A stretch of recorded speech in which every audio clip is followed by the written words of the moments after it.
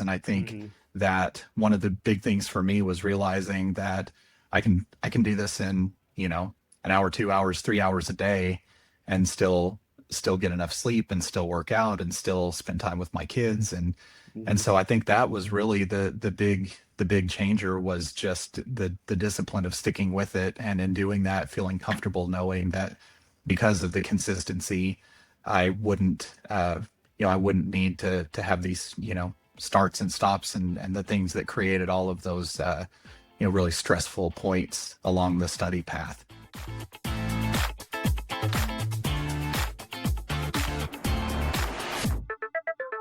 Welcome to another episode of the CPA Exam Experience Podcast from SuperfastCPA. I'm Logan, and in today's video, you're going to hear me talking with Frank. Frank is someone who I had in the coaching program, but he's also somebody that did super well in the coaching program, and I didn't have to help him that much. And I think you're going to really enjoy listening to Frank's episode because he has a lot of fantastic tips that he was able to kind of learn and figure out on his own. And along with the coaching program, he was able to go from years and years of struggling to pass the CPA exam to passing all of them in a very short amount of time. Something that I really liked talking to Frank about was his approach to studying. Now, in Superfast CPA, we usually recommend the 2 hours in the morning, but Frank had a very volatile schedule. It was different all the time. So instead, he made sure to study as much as he possibly could in shorter increments of time, maybe an hour, maybe a half hour. Sometimes he did have 2 or 3 hours, but it kind of varied. The great thing was that because of the strategies that he was using, every time he was studying, they were effective and efficient. And that's what Superfast CPA is really all about, is studying the most effective and efficient ways possible so that you don't waste months or even years of your time. This is a fantastic episode. I think you're really going to like it. Now, before we dive into the episode with Frank, I just want to give one more reminder, as always, about our Superfast CPA training webinar on superfastcpa.com. That is a free 1-hour webinar where we will teach you the key ingredients to passing the CPA exam so you don't waste months or even years of your time failing exams. So make sure you check out that webinar, and then from there, you'll have a much better idea of where you want to go, either buying the pro course or getting the Superfast CPA study materials, or best would be the total bundle, which gives you the pro course and the supplemental study materials. So make sure you check out that webinar. Now let's dive into the episode with Frank. All right. Well, thanks for getting on the call with me today, Frank. I'm really excited to talk to you. How are you doing today? I'm doing well. Thank you. Awesome. How are you? Yeah. I mean, I'm doing good, and you must be doing really good because you're done with the exams, and that's what we're going to talk about. And where are you calling in from today? I live in a suburb outside of Dallas, so calling from Texas. From Texas. Okay, nice. Are you from Texas? I am. Yeah. Okay, nice. Actually, originally from Houston, so Dallas is a little bit different for me. I'm sure. Yeah. Well, let's get into things. Just kind of at the beginning, you were somebody that was in the coaching program. Now, honestly, you did exceptionally well, and we didn't have to do too much together because you just really hit it out of the park. But we're going to talk about your whole story today. So let's kind of get started with, the beginning. Where were you in your life, in your career, when you decided you wanted to get the CPA exam, or to get the CPA exam done?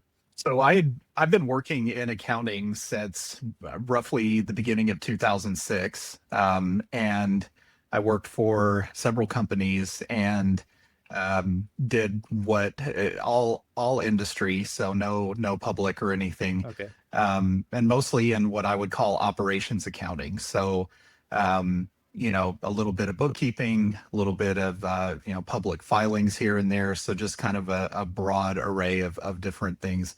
And so in doing that and working across several companies, I got started because that was just, I think, what people did. It was just a thing that kind of separated folks who would be on more of a kind of an ascension track versus those who did probably a little bit more of the bookkeeping type activities. It seemed to be a differentiator. And so at one point I decided I'm going to take a few extra classes. I'd gone to graduate school and concentrated in finance, so I still needed a couple of classes.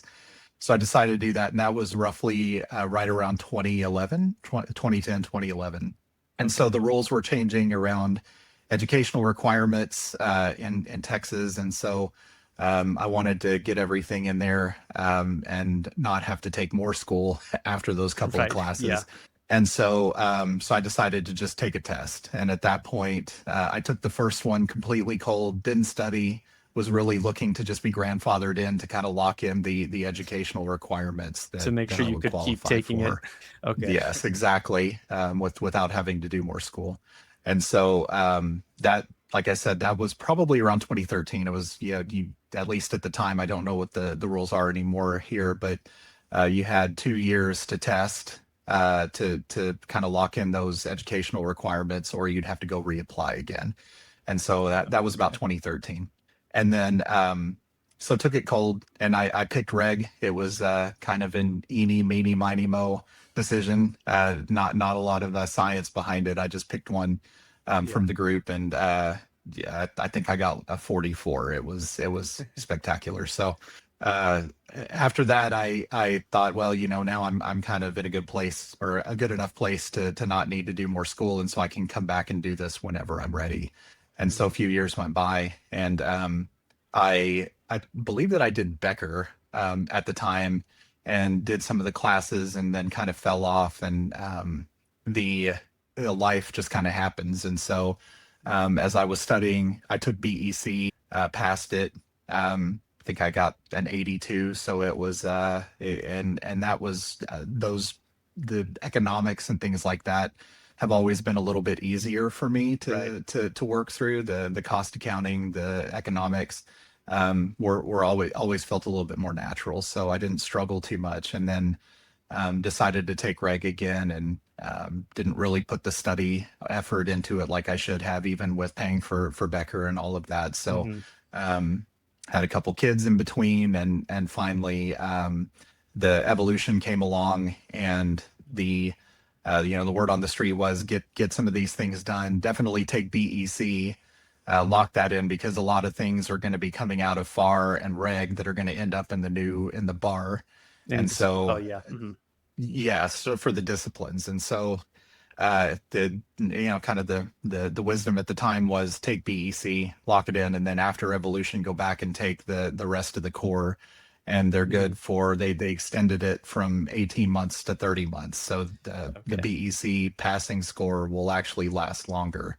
And so took BEC, and then ended up getting really busy with work and doing some other things. I changed jobs from more accounting to corporate development at my company. And so that created a lot more effort at work, and so it kind of fell off. And I finally got my letter at the end of October of last year in 25 saying you got 8 months to pass these other three, or you're going to lose the BEC that you already passed.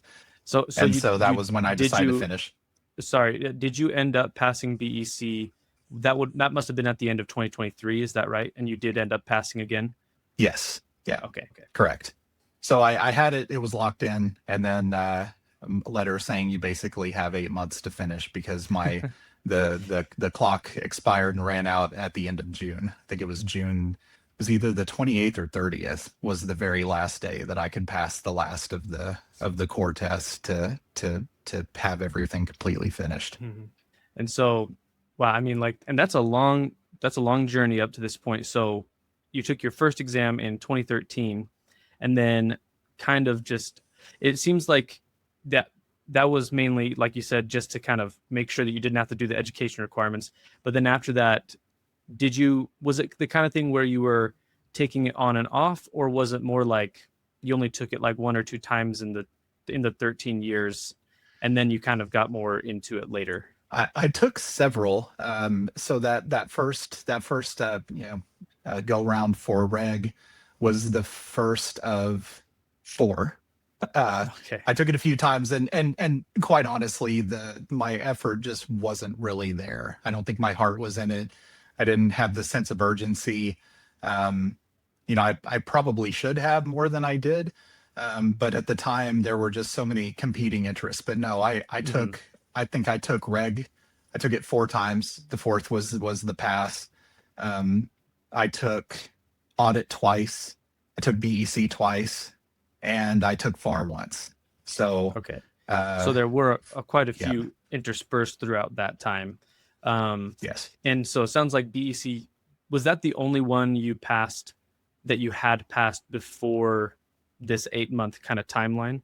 Yes. Okay. Yes. Okay.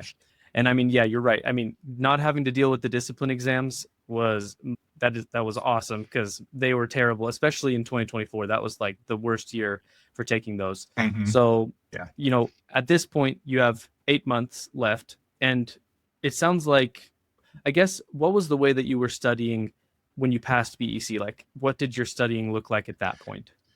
To be honest, my study was very sporadic. It wasn't really disciplined at all. But I also knew that there were quite a few topics in it that were not problematic. So Mhm. I kind of did what I ended up doing with the others when I passed them, was just hitting some of the troubled spots. So some of the things around COSO and some of the Mhm. controls related things that were in the exam.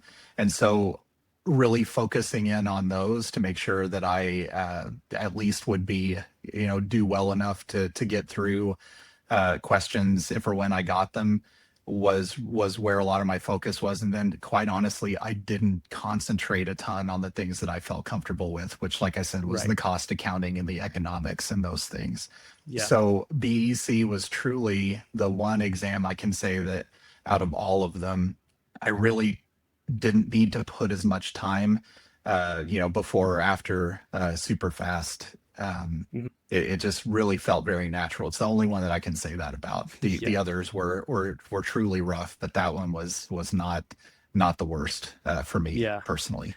Yeah, and what's so interesting, the contrast is that for me, BEC was my I hated that exam so much. I That was like my bane, and luckily I passed it first try, but with a 75 by the skin of my teeth, and I was so glad to be done with it. But yeah, I mean, it just depends on the person. Usually there's at least one exam that's kind of like a tough exam, but it could be any of them, depending on the Mhm. person. So you had passed BEC, and at what point did Superfast CPA come into the picture? Like, did you get that right at the beginning of those 8 months, or yeah, when did that come in? Also, I had actually purchased the. I'm trying to think of the. I remember doing the first. I don't want to call it a tier, but kind of the study tools for Yeah. all four sections, and I did that years ago. That was quite a few years ago. And then I even ended up adding on the pro course Hmm. years ago, and it just uh, you know so sat on the shelf, so to speak, where Uh-huh. it really, I didn't even, I looked at it and I would use the mini quizzes, but again, it all just felt like something that I think of it as almost being on my bucket list, of, someday I'll do the CPA and it'll be, the timing will be right. If such a thing exists. And so, Hmm. so I already had the tools. I had already bought them. They were just, and it was the same thing for my study course. My main primary study tool, I had purchased that years ago, and it was just there. And I Okay. used it some, and I remember when the evolution, the kind of the discipline sections came around, waiting for those to kind of settle before I was going to start studying again. But again, it just really wasn't as serious as it Yeah. probably should have been. So you already had the study materials, you already had the pro course. So what made you want to, I guess, what made you start using Superfast CPA? And at what point did you want to join the coaching program? Yeah, so I remember doing a web search, looking for methods to study that would help, or that would be different, or that would not accelerate or be easy necessarily, but just something, tools or tricks or tips that could help streamline study, because Hmm. there's so much material. I think coming out of it, one thing that hasn't changed and probably never will change is there's just a ton of material. Oh yeah. And Hmm. the anxiety that I assume everyone feels, I know I did, is that there's just this, you're drinking from the fire hose, so to speak, where there's just Hmm. so much information and you just don't know what's going to be included on the test. So I was really looking for something that could help me fine tune or figure out what to study or how to study. And I think it was on YouTube actually, because I like videos because I can listen to them when I'm on the go, and it's Hmm. not something that I have to stop and dedicate attention to read. And so I believe that I found it on YouTube. And so the I watched the 1 hour video that Hmm. Nate did, and thought, oh, well, this is cool.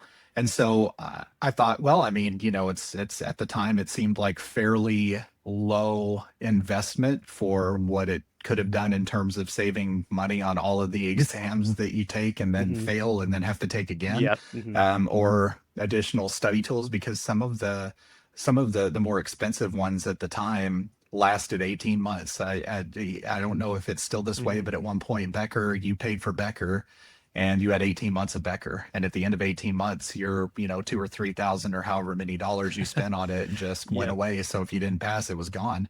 And Hmm. so after that, I that's when I signed up for the tools. And I honestly don't remember what year that was, but it's been quite a few years ago. And so it was just by pure luck that I went on YouTube looking for ways to study, Hmm. and found Yeah. SuperFast that popped up, and seemed to have quite a few people who had gone through it and who had very positive experience. And so I figured I'd give it a shot. Right. Right. So you discovered it, you watched the 1 hour webinar, and yeah, I mean that's like usually the best way that somebody can get into it is because it's just very, it's only 1 hour, it's free, and it kind of like gives you the idea of what it's all about. So again, you already had the study materials and the pro course and everything. And so I guess my question is, once you had the 8 months left, is that when you were like, oh, okay, I need to actually buckle down? And is that when you started actually using Superfast CPA? That's when I really kicked it. Yeah, I kicked it Okay. into high gear, and I would say even I did what I remembered from because I think I really only watched maybe half of the pro course videos. This Hmm. is embarrassing that you tell somebody that you paid money for something and then I only used about half. I think I made it halfway through the pro course videos and took what I knew from that, which was a lot of the planting the seeds, and then the Right. the the re-review during each session. And so I did that, and I chose FAR for the first exam, which is just, I don't recommend that for anybody ever. But I chose FAR, and I did kind of a shell of what the full pro course Hmm. teaches, and went through. And so I would say that, for the pieces of it that I took and the things that I did in preparing, it ended up being about 2 to 2.5 months. So it was still very short, and it was not, like I said, it wasn't even a full, doing deep notes and Hmm. kind of looking at everything. And it was definitely re-review, definitely planting the seeds. I made it through Hmm. the entire all of the study sessions or sections in my review course, and then did just a ton of re-review all the way up until the day before I took the exam. But it was, I mean, it was about 2 to 2.5 months or so before I tested Hmm. and took FAR. And so how did FAR go that time?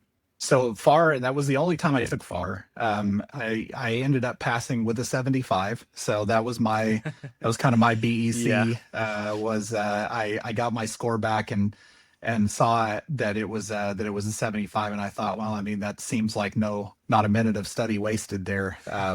No Yeah. no extra points needed.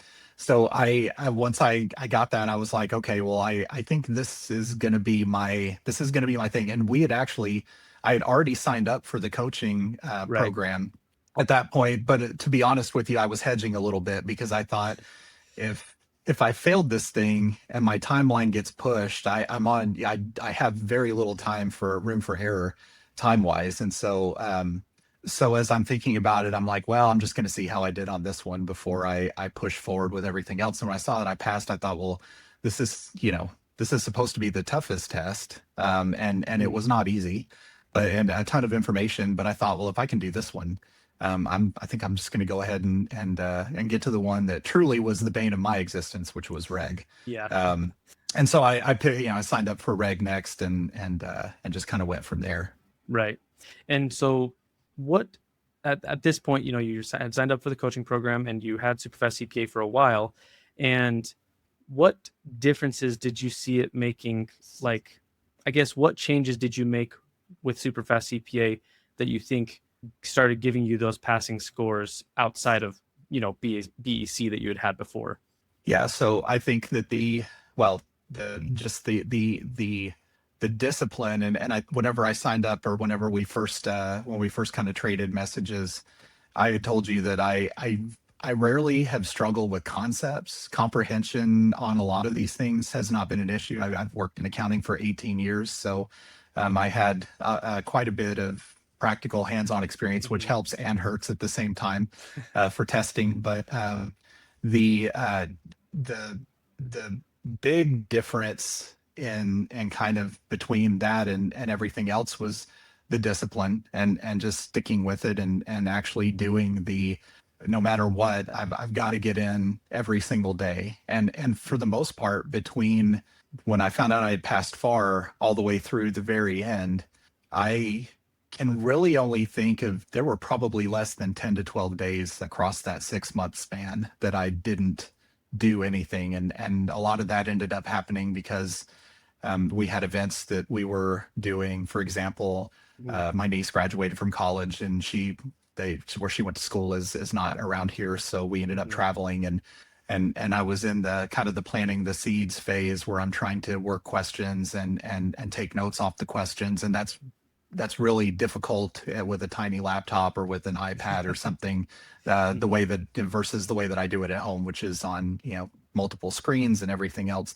And so that part notwithstanding, it was just a very dialed in, making sure that I spent no less than an hour every single day. And most days, and it fluctuated. It could be, and I'm sure we'll talk about this, but it could be an hour, it could be 2 hours, it could be 3 hours. It just depended on the day and on the amount of time I had and how um, well I felt I had done up to that point, or how much more I felt like I could Mhm. get in for the day. But it was certainly not anything that I felt overwhelmed or where I just feel like whenever I was younger, I would always hear people who were almost basket cases because every minute of their life was consumed with just, I got to go home and I got to study, and then I'm going to be up till 2, and then I'm going to get up at 4, and then I'm going to study. And it just seemed to consume their lives. And I think Mhm. that one of the big things for me was realizing that I can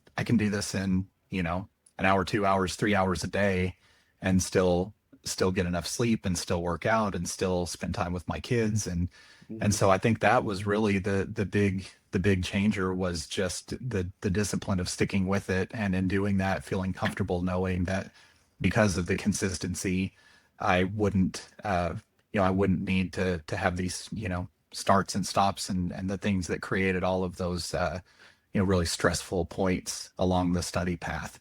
Right. Yeah. I mean, and I think for me that was personally one of the things that really drew me to it as well. Because at the time I was doing my master's degree, I was doing the CPA, I was working, and we had two babies at home, and yet because of, like you said, the discipline, it still all worked. Uh, and I do want to talk about like how that discipline looked for you. So on a day-to-day basis, you got something in every single day.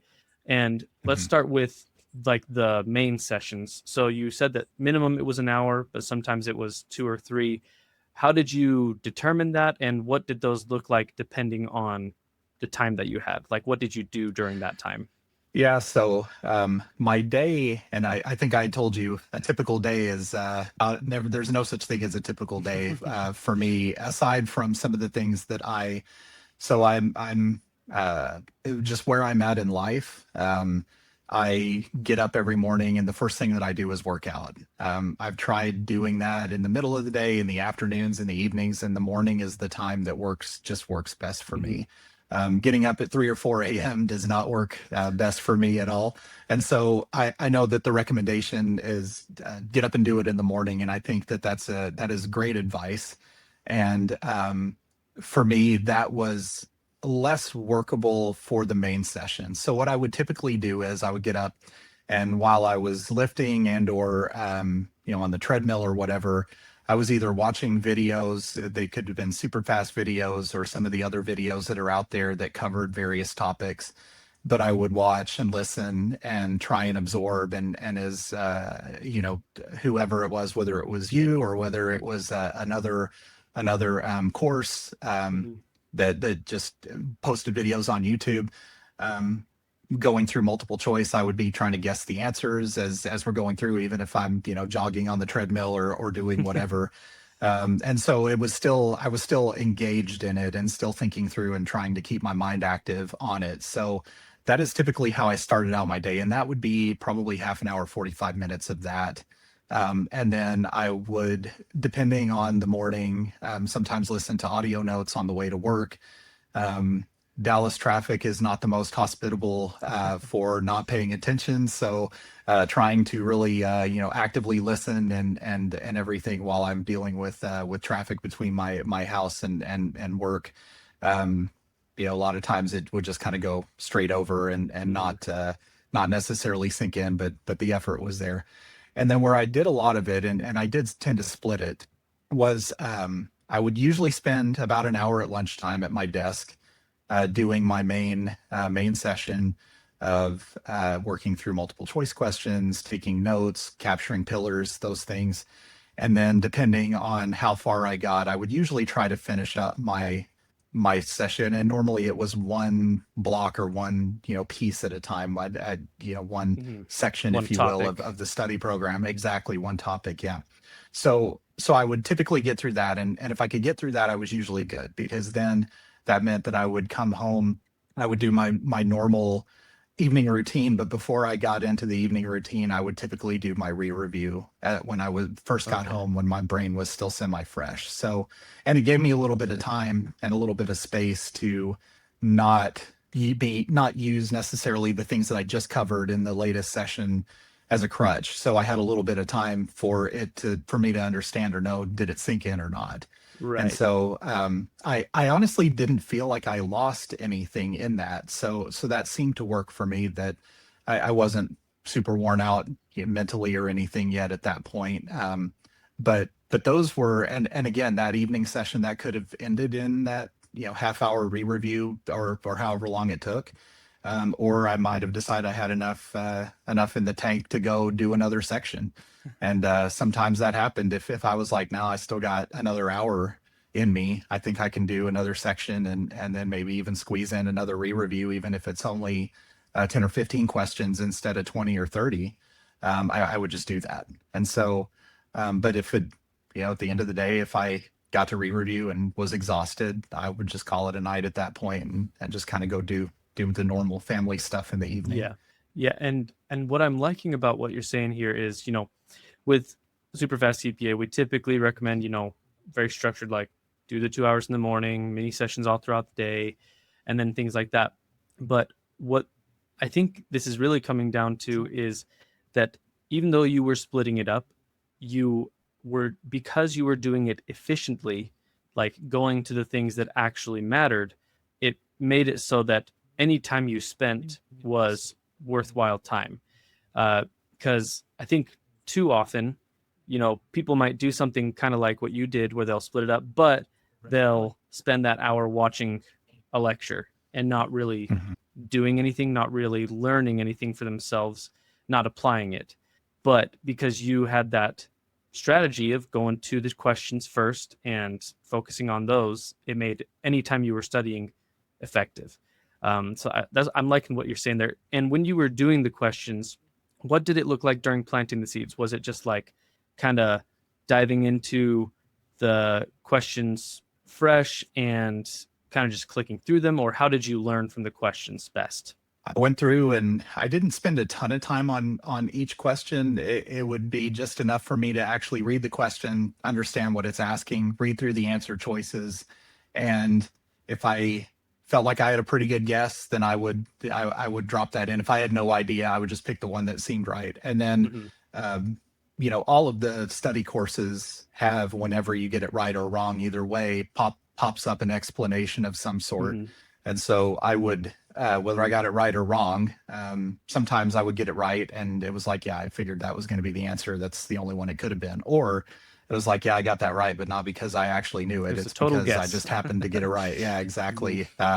And so then a lot of the time was spent, and I didn't zip through them. So when I went through, I would do that, and then I would read, and I would try to understand and digest the reason that the correct answer was correct. And quite honestly, and I know I mentioned this in one of the sessions or in the exchanges that we had, was that the explanations that come with a lot of those study courses vary in terms of quality.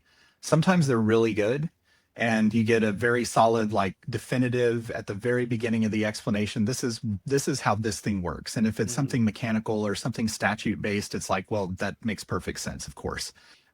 Where and I think that this was probably true for audit more than a lot of the others. I would read an explanation, I would think, oh, that's not really hitting. Like, I understand what this is saying, but every now and then you get, and I've read on boards, public posting boards, that this has been a complaint for some of the software prep, is that when you read the explanation, it says, well, A is right because B, C, and D are wrong. And so it's like, Yep. well, yeah, I mean, that makes perfect sense, of course. But it doesn't necessarily nail down why A is the Mhm. right or the best answer. And so, for reg, and especially the tax piece, and for FAR, there, a lot of those things are technical to the point where, seeing a process or seeing a calculation, that there's really not a lot of There's interpretation no to be done, ambiguity. right? Yeah. Exactly. It's very straightforward, a very objective response. Audit again, because there's so much judgment based into a lot of that, and because the test makers are looking for a very specific response to that. I feel like the need for further explanation, or for something that I could understand, really ended up being something that I found a need for more so than the others. And so, quite honestly, I went to Claude, and I would Mhm. say, Claude, here's the question, here's the credited response. I'm really trying to understand this because here's what I know. And I would kind of put in some things that I understood, that I actually understood, that I thought should have been the explanation, but weren't necessarily in the test prep software as the explanation. And Mhm. so I would do a little back and forth. So that could take a little bit of time on a single question, but there weren't a ton of those. Like I said, really, until I got to audit, there were more. But Mhm. but I would do that, but I would really try to understand the question and the reason that the correct answer was correct, and not just say, okay, well, XYZ because A, B, and then just, let it just, and then pass. Because I feel like that is where, I know, for the way that I studied before versus what I was doing after following more the super fast method, was a big difference as well. Was just really trying to digest and understand why, and not just stuff it in my brain. Because if you're just trying to Mhm. memorize it and move on, it's gonna, recall will fail, Yes. at the point where you get into the test, because you're not going to see the same questions on a test that you see in your practice. They'll be different. They may be similar, but they're always going to be different. So memorization of test questions and answers is rarely a winning strategy on the tests. Yep. Yeah, I mean, you're basically hitting all the points that we like to talk about, and I think you're exactly right. The way too often, I have seen that exact thing where people will look at the answer and they're like, "Oh, okay, that makes sense," and then they just keep going. They don't actually try to, like you said, digest it and understand why, and really get to the heart of the concept. And that's what it's really all about, is using the questions to get to the heart of what you're supposed to know. Because if you're just looking at the question being like, oh, the answer is A because B, C, and D are wrong. So, okay, I guess that's how you do it. Instead of actually putting in the effort to understand, okay, no matter what the situation is, this is kind of the general idea behind it. Um, Yeah. I mean, I think you hit it right on the head there. You have to understand the why, because you are not going to see that exact question on the exam. You're just not. If you do, you got super lucky. Um, it's, I like what you're saying there a lot. And did you find that was the case with Sims as well? How did you prepare for Sims? So Sims, I spent less time. I think everybody does, and there are fewer Sims to, the Hmm. Sims to multiple choice question ratio is obviously very slanted. But I truthfully, whenever I was studying, when I studied FAR, I did almost no Sims. I did mostly multiple choice. Um, when I got to Reg, I was still much heavier on multiple choice than Sims. I think I did some Sims in the last couple of weeks of study. So I think I was oh gosh, almost 4 full months between FAR and Reg. Reg, I did more Sims, but it was really I didn't do a ton of them until the last like few Hmm. weeks, and I incorporated them into my weekends, where I mean, I may have done, maybe a couple dozen total for Reg. For I did a lot more for audit because audit was my last test and because I had 7 weeks to get it done. So there was a lot of time pressure. So I Hmm. thought I'm doing everything that I possibly can.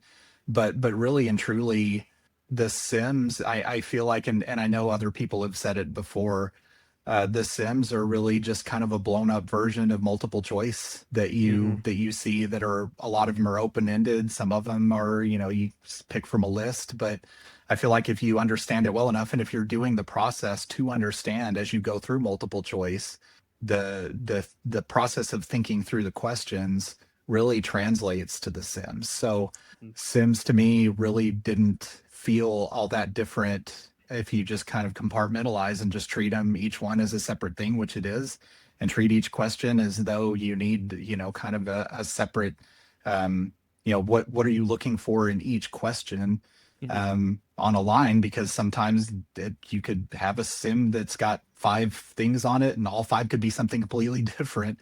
Or you could Hmm. have one that's got 5 boxes and they're all based on the same fact pattern that you get in the question and the exhibits that you see that pop up. So, but I feel like if you're using that and you're applying the same rigor that you do in a multiple choice question, I just never really saw that big of a difference or thought of it as something that was all that different from the multiple choice. Right. And I mean, you're exactly right there. I mean, of course, so the way I think about Sims, and I kind of have said this a whole bunch of times over the course of different things, is that Sims are, you need to know how to approach a Sim, and it's less about like knowing the exact material in the Sim because you're not going to see a Hmm. Sim that you've seen before on exam day. Yeah. But where the practice helps is basically not losing your cool. Like you see a sim and you're like, Hmm. okay, I can break this down piece by piece. I'm just going to go one step at a time. That's why I think it's important to practice sims. But like you said, the Hmm. main focus is multiple choice questions. That's where you gain your knowledge. And then with sims, I do think it's worthwhile to practice them at least a little bit, like you did, Hmm. to kind of have that familiarity with how they work. But yeah, the MCQs really are like the king of what you need to be doing. Yeah. And with audit, did you find that you needed to do that many sims, a lot of sims, because it was kind of like so conceptual and a little bit more difficult, or like why did you do more sims with audit? So with audit and um, everybody, you get a different test every time. So with Mm-hmm. audit, where I wanted to make sure that I wouldn't get to the test and I want to say choke, but just have Mm-hmm. that mini freak out moment while I'm sitting there at the computer station, was that the multiple choice questions, by and large, it's asking you things like, in this circumstance or this scenario, what would apply to this, or what would this thing do? In some of the sim practice, uh, it'll throw up a form. It'll say fill in the things from out of these. You'll have an audit letter, or you'll have a review letter or something like that. Some report format that you're responsible for. And again, this is, I'm only speaking to the practice that I did leading up to the exam. Right. But in the practice software, it'll splash up a report form, and it really puts what's very conceptual in the multiple choice, and puts it in a visual format in front of you, where you actually have to select the language that's appropriate for that section. And those can get really tricky because, no, this piece or this wording doesn't go in this paragraph. It goes in the letter or in the report. It just doesn't go in this. It doesn't go in this paragraph. It goes in this other one. And so that's where I was concerned for audit about getting tripped up. I've never worked in audit.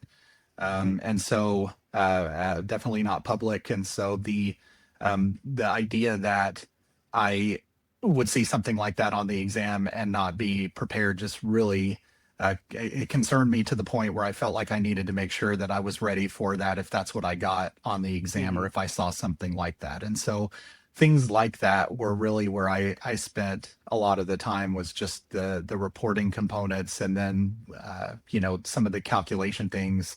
Spent time sampling. I've had some very, very light exposure to sampling in my profession and work, to the point where I knew a little bit, but as far as how you calculate certain sample sizes or how you select certain things, just not part of what I had any background in. And so those areas felt a little bit more foreign to me. And so I wanted to spend time making sure that if I got those on for a sim on the exam, that I was ready, or had at least seen it and was at least a little familiar with it, because that isn't something that in my test prep that I really saw a lot of in multiple choice.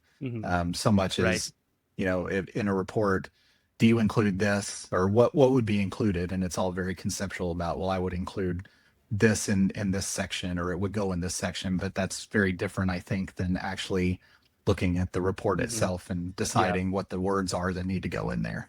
Right. And the report could be about a specific thing. And so it could have the wording of, some kind of business that you've never really thought about that business. And you're like, oh, I have no idea what, where this is supposed to go. So the practice of doing that, I think, is very wise. So, we've talked about how you did your studying, your main session studying, and we talked about how you did your sims. And one thing that we haven't talked about too much is the mini sessions. How did you, what did those look like for you? I know you mentioned you listen to the audio notes sometimes on the way to work, but what did the rest look like? Right. Yeah. So, and I didn't mention this before, but mini quizzes, just getting up if I was going from my desk to the men's room at work, or if I was going to take a walk just to get my blood moving a little bit, or walking to or from my car. The building I work at and is very big and spread out. There's a lot of distance that you cover walking anywhere, so it's more spread out than more horizontal than vertical, and so lots of opportunities to do a lot of walking in the building that I work in. So every opportunity, every time I got up, and I'm sure that I probably seemed very antisocial for that time, because my face was always pointed at my phone, and 9 times out of 10 I was working through mini quizzes and just trying to get through it. And I mean, I could, for a 5-question mini quiz from Superfast from the app, I could potentially get 3 in just walking to the men's room and back. So I could. And so I did that as often as I could, or it could have been that I was sitting at my desk and my eyes were a little tired from staring at the computer screen, so I gave it a break by staring at the tiny little phone screen instead. Yeah. And good, so good I might, yeah, exactly.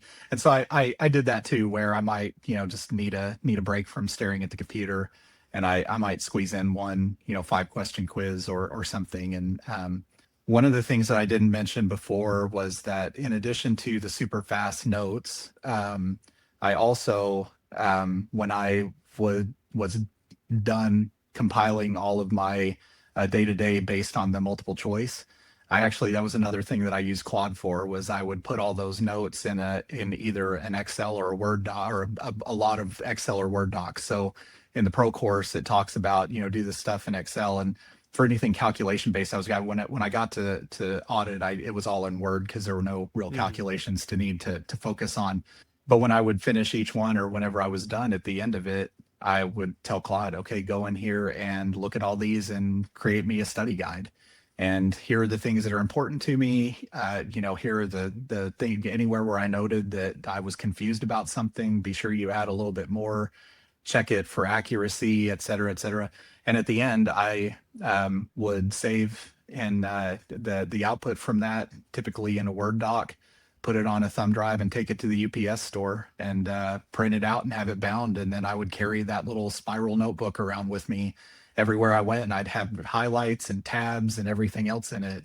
But that was a big piece of my late, kind of that final study push. Mm-hmm. Was I'm using my own notes that I had created, and I always had time after I got through all the sections to where by the end all of my study was just re-review, and then hitting maybe 10 or 15 questions on things that I still felt uncertain about. But I would have this whole book that I would carry around with me in my briefcase or would slap on my desk, and just anytime that I had a chance, I would pull it out and thumb through it and just pick up just to review. So there was always that as well. In addition to mini quizzes, kind of walking from here to there, I also had that book with me. And I'm a bit of a dinosaur. I told you my flashcards are still paper cards. That worked better for me. I would actually just carry those around. I know it's easy in the phone, but it's really wasn't that big a deal for me to just pick up my cards and walk with them and just kind of look at them through there. And then the same thing day of the exam, as I was sitting in the parking garage getting ready to go into the testing center, I could just flip through those physical cards sitting there in my car. And it really, for me, that was a little bit easier than doing it on the phone or using the programs. I did try that, and still found that the paper was a little bit easier for me to deal with. Yeah. And I mean that, we recommend digital mainly for ease of use, because you can type it on the computer and then boom, it's on your phone. But, and I will admit that I personally like to write things physically. When I was going through the exams, I did flashcards digitally, but I took my notes by hand. Because there is it is a proven fact by so many studies that writing by hand is a really good way of helping things stick in your brain and helping you process things. So, we definitely aren't saying never do that. And so when you did that, so the flashcards were handwritten, and then for your notes, would you more, just to make sure I understand you there, would you more just like type those up in a Word doc and then use Claude to summarize it? And about how big did that usually end up being? Like, was it like a thick book, or was it just like a few pages? It depended on the topic. My reg book, I think, was like 89 pages of front and back, and my audit book was like 130 pages front and back. But that was the full comprehensive everything, plus addendums that I put in there for traps that I come across, things that if something was worded a certain way and that tricked me because I got tripped up on some little wording piece, then that was something that I captured, was just make sure that you pay attention to this type of wording, don't fall for the trap. And so it wasn't pure notes. There were some things that were added on that were my own observations that were really more geared toward me and just not falling into some of the traps that I had found in my re-review sessions that I just kept falling for. So but yeah, it was the books were fairly thick, but they were very fact heavy, and they were worded in a way that made it, I thought, very, very easy to follow. So for me, it made sense, and it all flowed very well. But if somebody else, if I sent it to you and you picked it up, it may seem like not helpful at all. Right. And that's I think that is kind of the thing that needs to happen.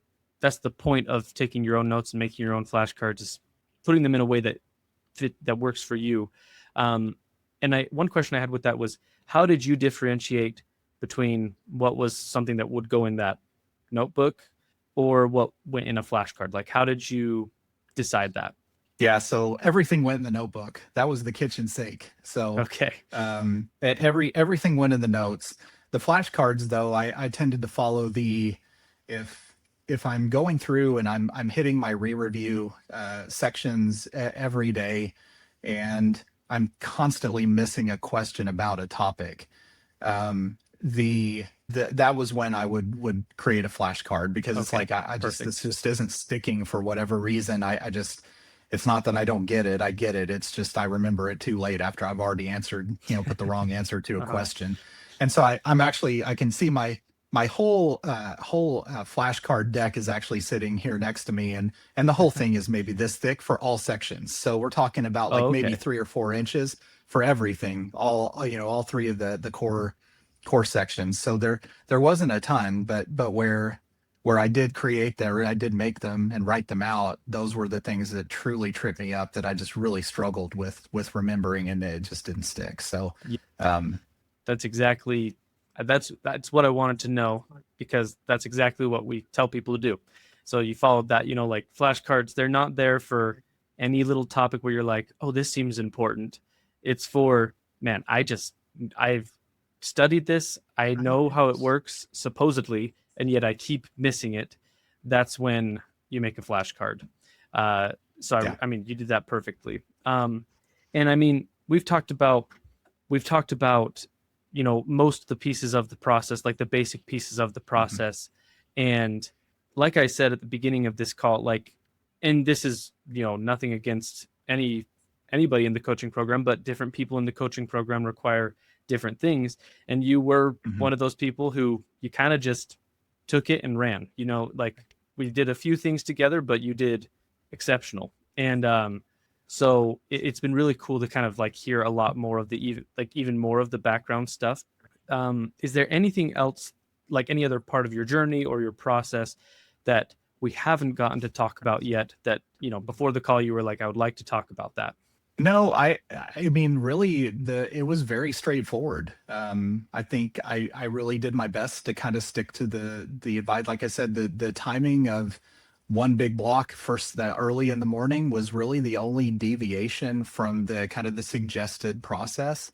Everywhere else, I really tried to follow it, and so I think that anybody who does the pro course, who signs up for and watches all the pro course videos and kind of follows them along, will have my process down exactly. Like I said before, I think that the fact that I worked as many years as I did before I got serious about studying was kind of a mixed bag of some things came. I could relate to having done certain things in, professionally, that were part of the exams, and that was helpful. And then in some other instances, it's like, yeah, we would never do that way. Nobody really does that. Yeah. That's a thing they put on the exam, but that's not really a thing. And so I would say that I felt like it was a net advantage, and I don't know really how to explain in what ways that's true, other than to just say that, for anyone who is very early in career, which is when I'm going to assume a majority of people typically Yeah. do this, and I think that's the smart play, is to do it that way.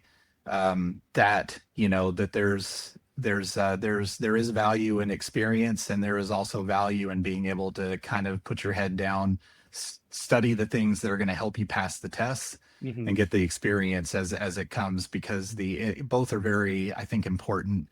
But definitely the study techniques, and I'm a huge fan. Anyone who I interact with at work who is getting ready to take the exams, I recommend Superfast to all of them as a method to not spend, I mean, just dozens, if not hundreds of hours watching videos and reading Hmm. books, and Yep. having a chance to forget all of the material before you have to go then do a 2 or 3 day intense cram session. Um, but yeah, no, there really isn't anything beyond that. I just kind of stuck to it. I signed up for coaching, really wanting some accountability. You emailing me when you did and saying, "Hey, what's going on? How are you doing? Where are Hmm. you at? What's the latest?" Really was what I needed. That was Right. helpful. Like I said, the concepts and all of the things, I just rarely struggled with any of it, even from watching the pro course videos and being able to follow along in a way that made sense for me. Really, I didn't have questions about that either. So it Yeah. was. I'm glad to hear that it wasn't burdensome, because yeah, Oh no. I feel as though for me, it was just the right amount, and it's what I needed. And so I definitely got what I personally needed from it. So, thanks to you guys. It's been a much less painful journey than I remember it being when I was trying to do more traditional study, Mhm. for sure. Yeah, and I mean that's the goal, right? Is to basically make it so that it's not just absolute misery. There's a little bit of sacrifice, but overall, I mean, like you said, you were able to still work out, you still spent time with your family, you still had a job that you were able to do your job normally instead of like stressing Mhm. and being like, oh no, I have to be studying instead of working. It just sounds like the strategies really made that a big difference for you. Um, and just curious, did your family notice? Like, did they even, because I've asked this to different people. Some people, it's like, oh yeah, they noticed a huge difference. And some of them were like, oh, I didn't even know you were still taking the exams. Like it just, like, how did it go for you and your family? Yeah, so it depended on the day. I think probably Monday through Friday it was invisible to them because everybody kind of does their own thing. I Yeah. have teen slash tween age kids, and so they don't pay attention to anything we're doing anyway. So especially on weeknights, with normal routine. On the weekends, occasionally it'd be like, oh, Dad's in there studying. So not that that made them any more quiet or any more accommodating, but they definitely, and whenever I was done and I got the last one, I did tell them, I'm like, yeah, I'm not gonna be having to sit in there during the weekends and stuff for for however long, hours or whatever. And it was like, oh yeah, it was some of the latter there where they're like, yeah, I didn't even know you were still doing that. So anyway, They look up from their um phone. Oh yeah. Okay, cool. yes. And then Yeah, take a break from video games to come out and notice that I'm sitting in front of the computer doing stuff and grouchy. But well, I mean, that's awesome. I I've really enjoyed talking to you about your process and your story, and thank you for getting on the call today. Now, as we're finishing up, I always ask the same question, no matter what we've talked about, just kind of as a good way of wrapping up. What would be your top 2 or 3 tips to people who are still going through the exams? What would you say to them? I would say definitely follow the blueprint of being intentional about how you're spending your time. Don't don't waste a minute more than what's necessary. Don't waste any time. um, do do the study in the way that it's going to stick, and make sure that you're very focused during that time. That it's tough to try and multitask when you really need some of these things to stick. So set the time, whatever time you've got, and really dedicate and focus. It can be tough depending on the day. It can be tough depending on what people have going on in life. But if you want to get this done, I don't know another way to do it other than to just carve out the time, even if it's not, Mhm. you know, hours upon hours every day. Just make some time and be very intentional and very strategic in the study. I think that it's important to remember whatever the goal is, whatever your reasoning for doing it is, keep that in mind. If it's career progression, keep it in mind. If it's, you know, someday, wanting to open your own practice, keep that in mind. If it's, whatever it is that is your motivating factor. Yeah. So whatever your motivating factor is, hang on to that. Don't forget that, the reason that you're doing this was one that you picked from the beginning, and stick with it, because eventually it's going to be over and you're not going to ever have to do it again. You pass the Mhm. exams once, and once you passed all 4 of them, and within the window, it's done. There's no Yep. more taking exams. It's over. So hang in, and just keep all those reasons in mind as you go through it. Um, and then aside from that, I would say, don't let it don't let it consume every minute. I've known so many people throughout my history, professional history, that they spent a lot of time fretting and just living this thing for years on end. And I really remember feeling bad for for them, and how stressed they would always be and how challenged it always seemed. And I would say, that there are ways to do this that don't require you to, to give yourself a stroke or a heart attack. Yeah, So don't kill yourself with it. Take it seriously. Work hard. It's the only way that you'll get through it. But just don't let it consume every minute, every thought, every ounce of your being, because there are ways to do it that are not going to require that of you, and where you come out the other end not feeling as though you gave up your life for however long it took. yeah, And I think for me that's been true, and that's the advice that I would have for anybody if they ask me that question. that's awesome. I think that's some great advice. It takes discipline. It's gonna be hard work, and that's what this is all about with SuperFast CPA. If you do it efficiently and effectively, like you said, it doesn't have to take over every piece of your life. So Yeah. I'm really glad to hear that was how it was for you in the end. And yeah, I mean, today this was a fantastic call, Frank. Thank you for being on the call today. Yeah. And I think this is going to be a great episode. Thanks again. Thanks for being on the call, and I'll talk to you later. Thank you. All right, that was the episode with Frank. I really enjoyed talking to Frank, and I really enjoyed having him in the coaching program. Again, he was somebody who basically was able to take what we taught him and he ran with it and was able to do really well with the exams. I enjoyed hearing his strategies and his kind of different takes on doing the process. In fact, he did most of the process pretty much normal. The big thing that he changed was, again, because his schedule was so different every day, he didn't do the 2-hour morning sessions, but he still got 2 or 3 hours total usually throughout the day by splitting it up an hour here, a half hour there, things like that. And that could be something that's useful to hear for a lot of people.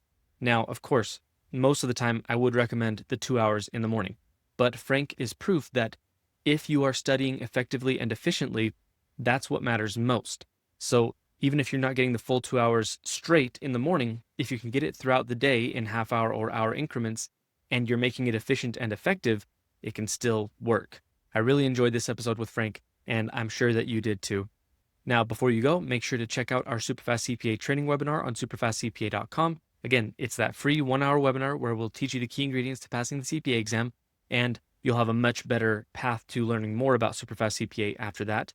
Also, if you liked this episode, make sure to like it and leave a comment in the YouTube video or leave a rating in your favorite podcast app.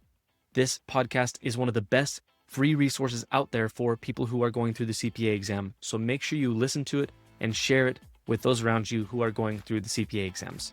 Thanks for watching or listening, and we will see you in the next episode.